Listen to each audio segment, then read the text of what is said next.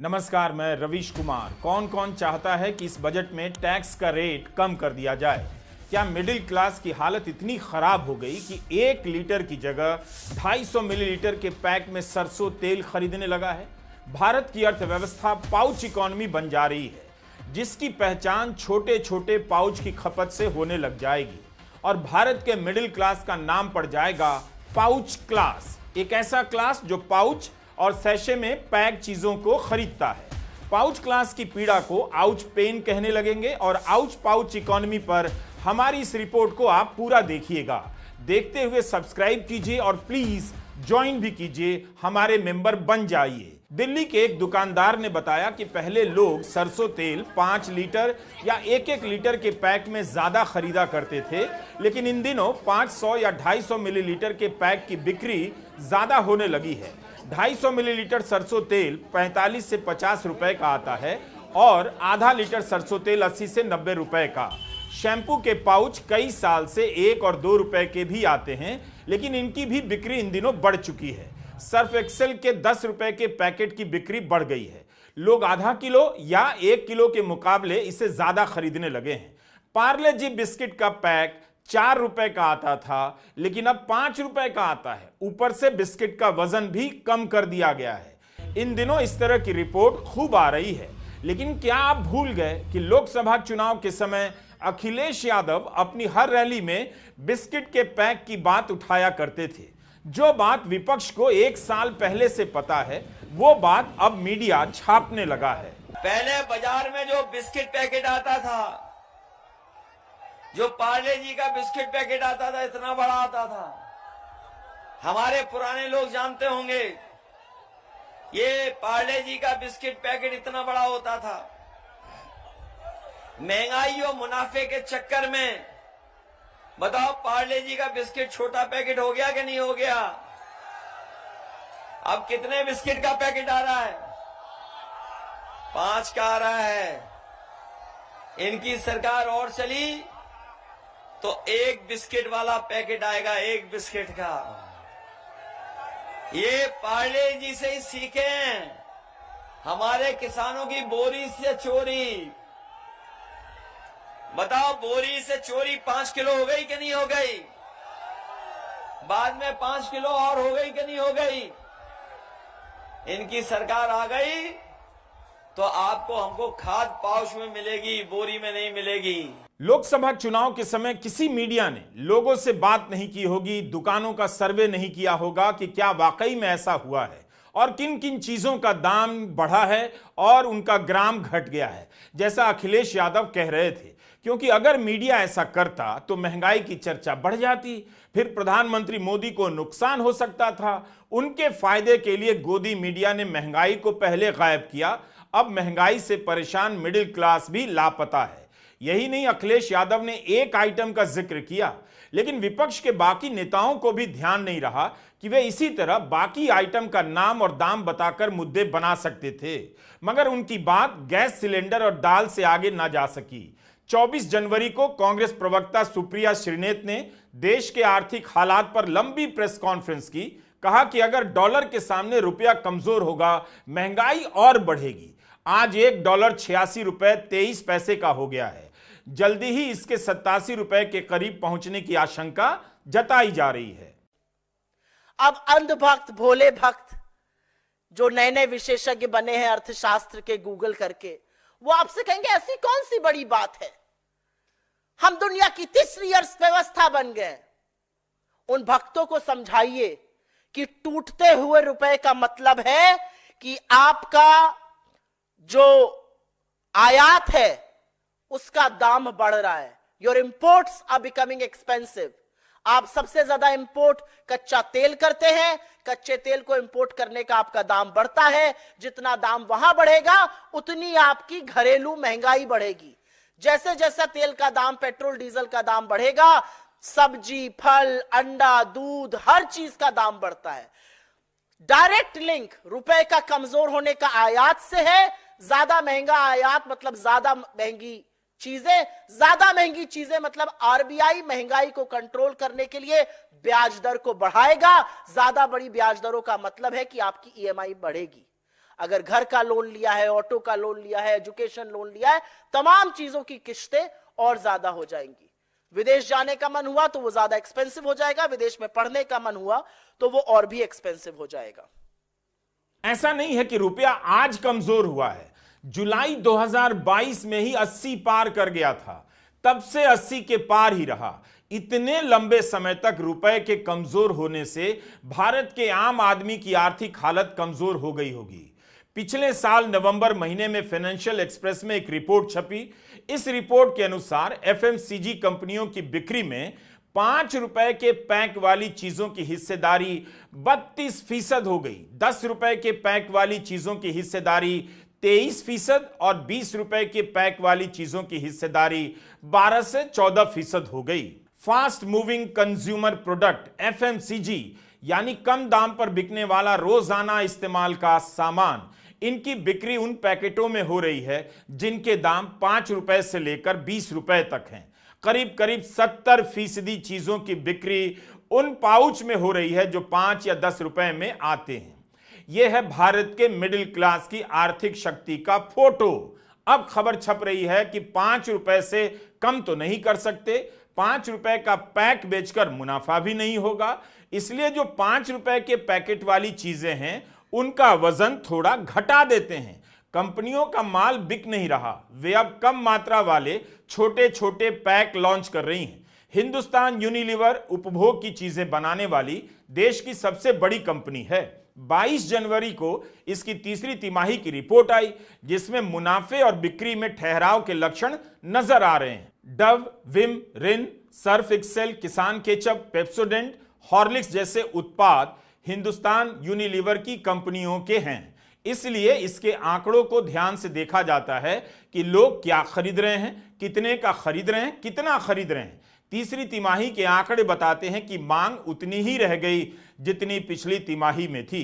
Business standard में इसके CEO Rohit जावा का बयान छपा है कि पिछले 6 महीने से fast moving consumer goods FMCG की बिक्री धीमी पड़ गई है। इससे पता चलता है कि मांग में कमी आई है। लोग छोटे छोटे पैक वाली चीजें ज्यादा खरीद रहे हैं, लेकिन हो सकता है कि उनके व्यवहार में आया यह बदलाव थोड़े समय के लिए ही हो। इस रिपोर्ट में बताया गया है कि लोगों के पर्सनल लोन बहुत ज्यादा हो गए हैं और क्रेडिट कार्ड का बकाया भी बढ़ता जा रहा है।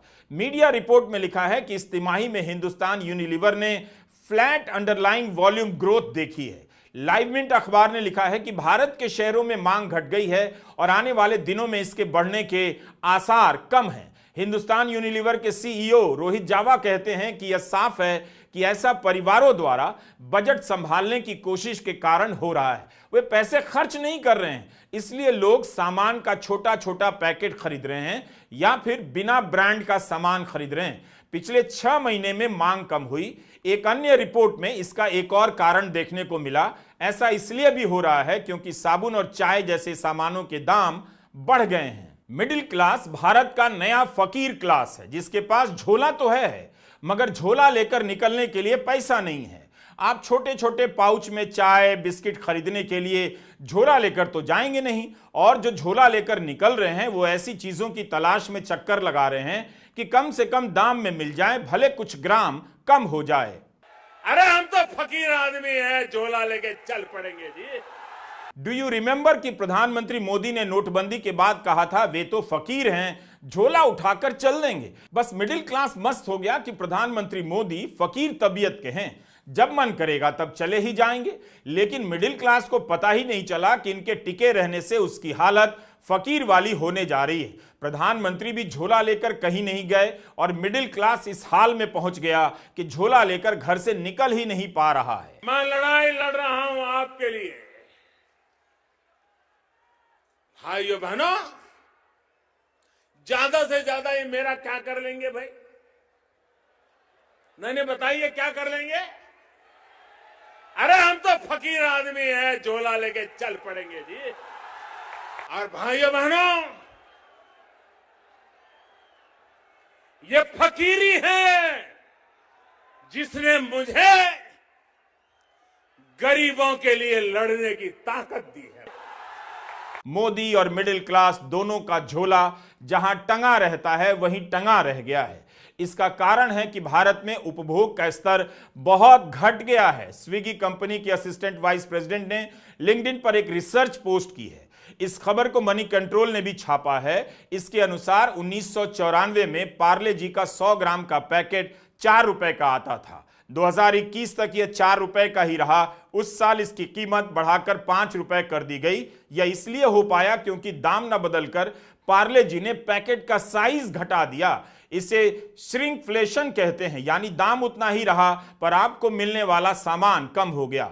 100 ग्राम का पैकेट पहले 92.5 ग्राम का हुआ, फिर 88 ग्राम का और आज की तारीख में यह 55 ग्राम का रह गया है। 1994 के मुकाबले यह 45% की कमी है। 2022 के फाइनेंशियल टाइम्स को दिए एक साक्षात्कार में पार्ले के senior category head Mayank Shah ने कहा था कि सभी कंपनियां इस तरह से प्रोडक्ट का आकार छोटा करती हैं, मगर पार्ले जी के पैकेट को इसके मौजूदा आकार से ज्यादा छोटा नहीं किया जा सकता है। यह बात 2022 की है, तो आज से नहीं बहुत पहले से पता चल रहा था कि भारत की अर्थव्यवस्था में उपभोग डूबता जा रहा है, यानी लोग भी डूब रहे हैं। लोग 5 रुपए के बिस्किट का पैक खरीदने के लिए कुछ ग्राम हल्का बिस्किट खरीदने लगे हैं। यह फकीरी नहीं तो क्या है? यही तो फकीरी है कि भले बिस्किट पतला हो जाए, हल्का हो जाए, लेकिन दाम ना बढ़े। अनिंद्यो चक्रवर्ती हैं, आर्थिक विषयों पर मौलिक सोच रखते हैं। इन्होंने इलॉन मस्क के एक्स यानी ट्विटर पर उपभोग के आंकड़ों का एक विश्लेषण पेश किया है।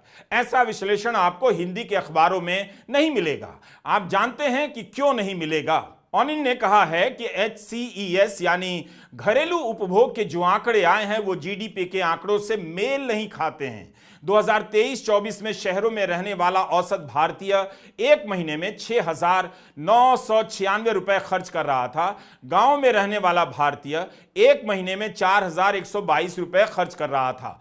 इन दोनों का औसत निकालिए तो 5,272 रुपया प्रति माह हो जाता है। अगर आप इसे भारत की कुल आबादी से गुना कर देंगे तो 2023-24 में घरेलू उपभोग 91 लाख करोड़ के आसपास बैठता है। लेकिन जो जीडीपी के आंकड़े आए हैं उनमें तो उपभोग का हिसाब कुछ और ही है। जीडीपी के आंकड़ों में प्राइवेट फाइनल कंजम्पशन एक्सपेंडिचर दिया जाता है, जिसे PFCE कहते हैं। यह करीब 178 लाख करोड़ रुपए का बताया जा रहा है, जबकि घरेलू उपभोग तो 91 लाख करोड़ रुपए का ही है। तो यह दुगना कैसे हो गया? अगर जीडीपी का आंकड़ा सही है तो एक महीने में औसत भारतीय 10,349 रुपए खर्च कर रहा है। घरेलू उपभोग और जीडीपी की गिनती का तरीका अलग भी हो तब भी इतना अंतर कैसे हो सकता है? एक हिसाब से पता चलता है भारत के लोग एक महीने में औसतन 5,500 से भी कम खर्च कर रहे हैं। इतने कम पैसे में क्या खरीदते होंगे, कितना खरीदते होंगे और कितना नहीं खरीदते होंगे? और एक और दूसरे हिसाब से भारत के लोग एक महीने में औसतन 10,000 से भी अधिक खर्च कर रहे हैं। यह भी बहुत ज्यादा नहीं। इसे केवल इस बात से समझा जा सकता है कि ज्यादा बड़ा हिस्सा उन भारतीयों का रहा होगा जो चोटी के 5% में आते हैं। अनिंद्यो का कहना है कि इसीलिए शहरों में उपभोग के जो आंकड़े दिए जा रहे हैं उन्हें और ठीक से परखना चाहिए। कहने का मतलब है स्थिति उससे भी भयानक हो सकती है जो बताई जा रही है। लोगों के पास पैसे नहीं हैं, उनकी हालत कितनी खराब है इन आंकड़ों से सही सही पता नहीं चलता। अब लोगों को ही अपना हाल बताना होगा कि उनका घर चल रहा है या नहीं चल पा रहा है। Do you remember? इसी मिडिल क्लास के कुछ लोग कहते थे कि पेट्रोल भले 500 रुपए लीटर हो जाए, वो भराते रहेंगे मगर वोट मोदी जी को देंगे। लेकिन यह भी सही है कि इन सारे लोगों ने 95 रुपए लीटर पेट्रोल कई साल तक भराए, अब भी भरा रहे हैं। अब भारत का मिडिल क्लास, पाउच क्लास, फकीर क्लास कहां मांग करता कि पेट्रोल बहुत महंगा हो गया है। सोचिए, जो 95 रुपया लीटर पेट्रोल भरा रहा है, आपको लगता है कि टैक्स कम कराने के लिए सड़क पर उतर जाएगा, जिंदाबाद मुर्दाबाद करेगा? No, never. इसे इस बात से ऐतराज नहीं कि टैक्स ज्यादा लग रहा है, बस इससे मतलब है कि उसका पैसा जेएनयू पर बर्बाद ना हो। क्या क्या कहा गया उस वक्त 2016 में जेएनयू के बारे में? हमारे टैक्स का पैसा बर्बाद हो रहा है। अब लोन लेकर वही मिडिल क्लास अपने बच्चों को अमेरिका भेज रहा है। 3 लाख छात्र तो केवल अमेरिका में पढ़ रहे हैं, इसीलिए वह टेंशन में आ गया है। उसे दिन में मोदी जी दिखाई देते हैं, रात में ट्रंप दिखाई देते हैं। रात में वह सपना देखता है किसी तरह उसके बच्चे पढ़ने या नौकरी करने अमेरिका चले जाएं, लेकिन राष्ट्रपति ट्रंप जाने क्या कर दें, इसे लेकर कंफ्यूज है। दिन में सपना देखता है मोदी जी के राज में कुछ कमाई हो जाए ताकि घर चला सके। इसलिए मिडिल क्लास की नजरों के सामने से ट्रंप ओझल होते हैं तो मोदी जी आ जाते हैं, मोदी जी ओझल होते हैं तो ट्रंप जी आ जाते हैं।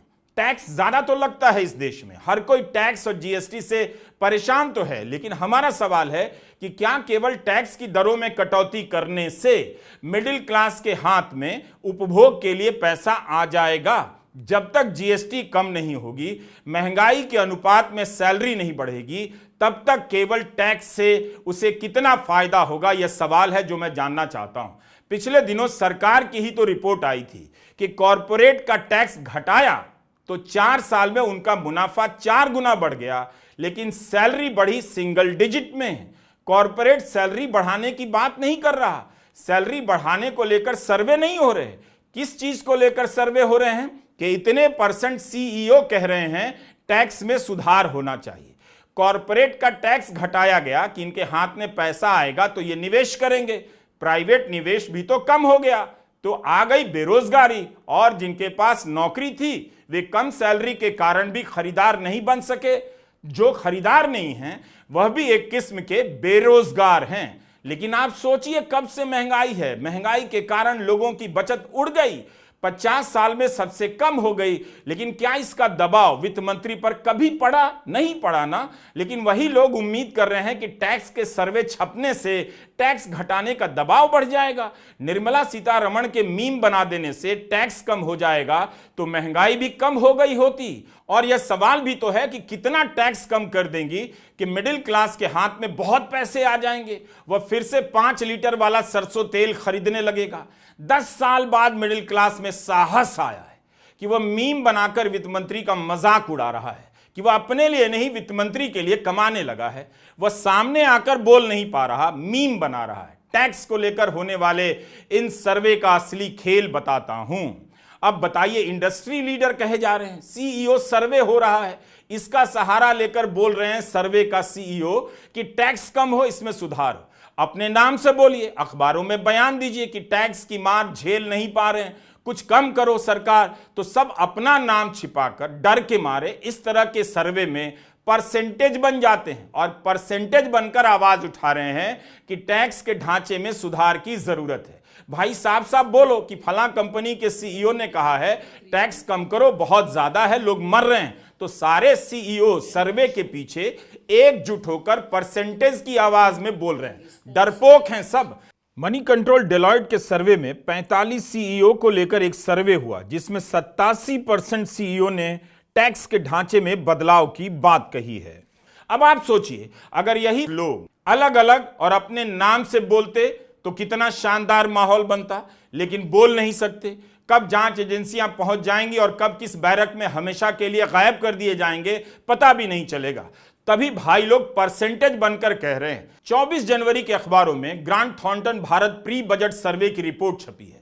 इस सर्वे में 57% करदाताओं ने कहा है कि टैक्स की दरें कम की जाएं और छूट भी ज्यादा दी जाए। इसमें 11% ने इस बात का समर्थन किया है कि स्टैंडर्ड डिडक्शन के तहत और छूट मिलनी चाहिए। 56% चाहते हैं कि टैक्स रिटर्न फाइल करने की जो आय सीमा है वो भी बढ़ जानी चाहिए। यह सर्वे केवल 1000 करदाताओं के बीच हुआ। सर्वे के साथ साथ खबरें भी छप रही हैं, बयान भी छप रहे हैं कि बजट में 10 लाख तक की आमदनी पर टैक्स की छूट मिल सकती है, अभी 3 लाख तक मिलती है। एक खबर यह भी है कि 15 से 20 लाख कमाने वालों पर 25% का एक नया टैक्स ब्रैकेट आएगा। लेकिन इतने साल से 30% टैक्स देते देते अब इनके पास बचा ही क्या है कि 5% की छूट से ये अंबानी बन जाएंगे और जमकर खर्चा करेंगे। तो बजट का समय आ गया है। एक समय था जब इन दिनों रिपोर्टर घरों में जाया करता था, रसोई का बजट पूछा करता था, दुकानों में जाता था, उसने जाना बंद कर दिया है। आप ही कमेंट में बताया कीजिए आपके महीने का खर्चा क्या है, किस तरह से चलता है, किस चीज के दाम ने आपको ज्यादा परेशान किया है, पिछले साल कितना बचाते थे, इस साल कितना बचा रहे हैं। और हां, इस तरह का वीडियो बनाना बचा रहे इसलिए हमारा चैनल सब्सक्राइब करते रहिए, हो सके तो ज्वाइन कर मेंबर भी बनिए। आपके ज्वाइन करने से हमें बहुत मदद मिलती है। इस वीडियो को देखने के बाद अपने परिवार और हाउसिंग सोसाइटी के व्हाट्सएप ग्रुप में जरूर साझा कीजिए। अंकिलों को जगाए बिना हिंदुस्तान नहीं जागने वाला। नमस्कार, मैं रविश कुमार।